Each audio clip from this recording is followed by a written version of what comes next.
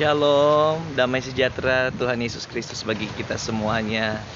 Luar biasa saya percaya di hari ini teman-teman, rekan-rekan yang ada, orang-orang tua, om, tante, adik-adik yang ada, pasti dalam kebaikan Tuhan, anugerah Tuhan untuk semakin dibukakan jalan dan jalur daripada Tuhan untuk selalu mendekat kepada Tuhan. Nah, saat ini saya ingin membagi sedikit dari bagian kebenaran firman Tuhan untuk kita bersama-sama renungkan, untuk kita bersama-sama lakukan dalam kehidupan kita.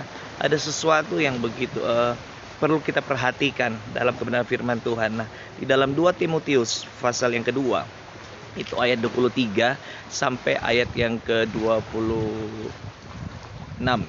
Dikatakan demikian, bahwa itu bagian daripada nasihat Rasul Paulus sebagai orang tua rohani, bapak rohani atas Timotius.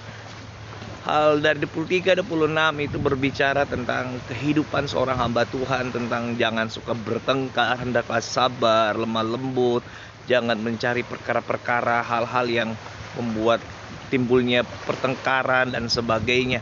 Bahkan diajarkan juga bagaimana seorang hamba Tuhan itu harus cakap mengajar. Dan kita tahu dari sudut pandang kebenaran firman Tuhan, bukan sudut pandang agama atau denominasi tertentu, bahwa hamba Tuhan adalah hamba kebenaran. Karena dalam firman Tuhan, dalam Alkitab hanya 2 hamba yang ada. Anda menjadi hamba kebenaran, senjata kebenaran, atau hamba dosa, budak dosa. Jadi ada 2, tidak ada area abu-abu. Jadi sama seperti kita menjadi hamba Tuhan, bisa juga kita menjadi hamba yang bukan Tuhan. Sebaliknya, kontras, hamba daripada si jahat. Nah, nasihat Rasul Paulus ada yang bagian yang penting kalau kita perhatikan di bagian akhirnya, bahwa hendaknya kita sebagai seorang yang hamba Tuhan, yang hamba kebenaran, yang senjata kebenaran, yang telah kenal Tuhan Yesus, bukan cuma memperhatikan orang-orang berdosa, orang-orang terhilang, tapi juga orang-orang yang telah kena jerat atau tipu daya si jahat. Makanya Rasul Paulus mengajarkan kepada Timotius, hendaklah sabar, lemah lembut, mengajar dengan baik. Karena apa? Ada orang-orang tertentu di mana memang suka melawan, kata firman Tuhan di konteks ini. Dia suka melawan, dia terjerat dengan tipu daya setan karena hidupnya dikuasai oleh kehendaknya sendiri. Kalau kita membaca kebenaran firman Tuhan, nah, nasihat Tuhan apa?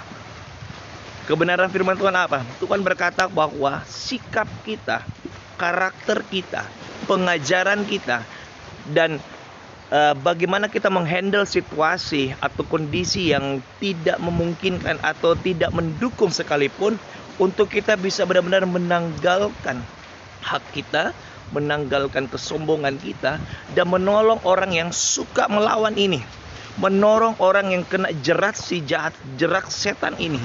Untuk Tuhan sendiri berkata dalam firman-Nya, siapa tahu mungkin saja orang ini diberikan kesempatan untuk bertobat dan untuk sadar kembali kepada Tuhan. Nah, yang perlu kita perhatikan bahwa jerat iblis atau perangkap ini sangat memikat.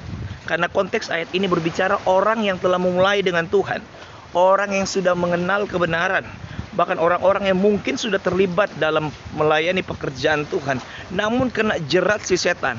Dan kita tahu jerat si setan itu adalah sesuatu yang memikat, suatu perangkap menangkap hidup-hidup.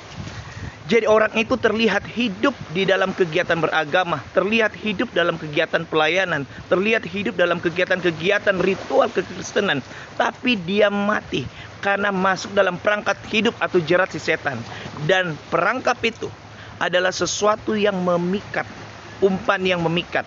Nah, tinggalkan itu. Alkitab bilang dalam 1 Yohanes bahwa keinginan mata, keinginan daging, dan keangkuhan hidup itu adalah sesuatu yang bukan kehendak Tuhan, dan itulah yang memikat sebagai perangkap. Nah, hal yang kedua Tuhan bilang, kehendak. Orang ini diikat dengan kehendaknya. Yesus berkata bahwa datanglah kerajaanmu, kehendakmu Tuhan yang jadi di bumi seperti di sorga.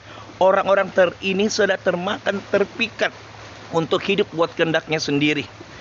Puji Tuhan, kabar baik bagi kita pagi hari ini, saya dari kepulauan yang ada, bahwa mari tanggalkan kehendak kita dan biarkan kehendak Tuhan yang jadi atas hidup kita.